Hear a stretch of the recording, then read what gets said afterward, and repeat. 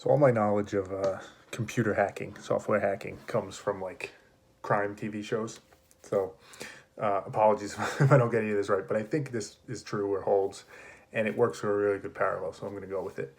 There seems to be a concept, right? When a hacker is really good, often what will happen is naturally the investigators, right, the FBI, whoever it is they want to track down the hacker. They want to find where they are, find them. But when the hacker's good, they'll kind of do this thing where they seem to um, bounce things off this weird network of servers so that it's like it can't be traced. Like you go to one spot and you go, they're here, and then you realize, oh no, they're not actually there. They pinged off of that one, but they're really here at this other one. So then you go to that one, and they're not really there. They pinged off another one, and there's this whole network of kind of pinging off of that they go through, and you can never actually find the source of where the hacker actually is. I think that may be a beautiful parallel for something we do when we have insecurity. And it helps explain why it's so hard to overcome it and actually face it and address the core root issue, the source of it. So let me kind of bring that to life mentally, how I think it works. Let's say that I have a situation where I have an insecurity. I think maybe I'm not, let's make it up, right? I think I'm not a very good dad. I think that I'm selfish and maybe I work too much, or I go out and spend time with my friends too much, or just in general, I'm not doing enough to raise my kids and be a good dad to my kids. And I have some sense of some insecurity about that, right? There's somewhere deep in my subconscious, I'm insecure of that fact because I think there's probably truth to it, right? So that's the root issue. That's the source of it that I need to address. In theory, the simplest thing I could do is just face that, right? Figure that out, face that potentially inconvenient truth. And if I don't like it, if it makes me feel bad about myself and I think I'm doing something wrong, then fix it, right? Do the hard work, hard to do, because you would expect there's some reason why I'm doing that. I think that other stuff is more important, or I enjoy it more, whatever, right? Point being, that's the root of the issue that I need to address. Simplest way, straight line, would be to just do that. But I think our subconscious acts a bit like a hacker, and it wants to cover that up. It doesn't want to let you find the source because that's too uncomfortable. That's too painful to face. So you have this insecurity, you have this issue. If it gets triggered in any way, right? If there's any sense that something's sniffing around that or might be getting close to that, like perhaps somebody says something to you about maybe a family member, or your spouse says something about your parenting.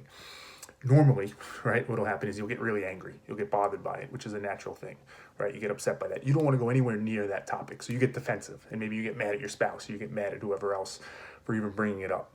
And what's happening there, as I would say, much like a hacker, is you start to get to a point where you are so uncomfortable. It is so painful to face that source issue that you don't even want to look at it. You don't even want to touch it. You don't even want to entertain it. If it comes up in any way, shape, or form, if your mind or your thoughts ever go anywhere near it, you shut down. You get angry.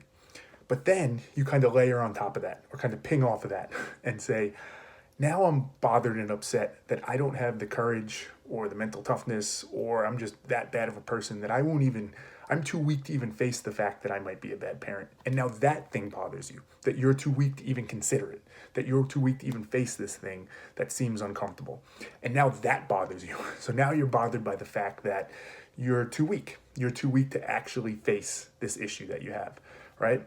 And so now you've pinged off of that source issue and you've gone to this new issue, which is that you're upset or insecure about the fact that you're too weak to face a real issue. But now that bothers you so much. That becomes so uncomfortable, the idea that you're too weak, that you don't even want to consider that. You don't even want to touch that or go near it because that upsets you too much. So you kind of ping off of that, and now you won't even consider that. And now you're bothered by the fact that you won't even consider the fact that you're too weak. So now you're kind of 3 steps removed from the source issue, right? Source issue being, maybe I'm not a great parent. Secondary issue being, geez, I'm too weak to even face the idea that I'm not a great parent.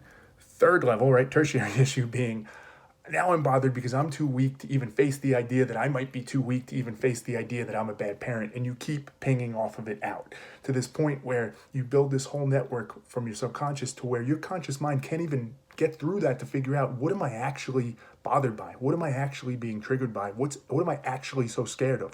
What's that root source insecurity? And much like that hacker in the crime shows, you have no idea. You have no chance of ever finding that because this network becomes so convoluted. There's so much redundancy and it's pinging off of so many different things that you're not even sure what you're afraid of and what the source of it is anymore. And you have no hope. You have no chance. You have to be able to cut through that. You have to be able to get to that source issue.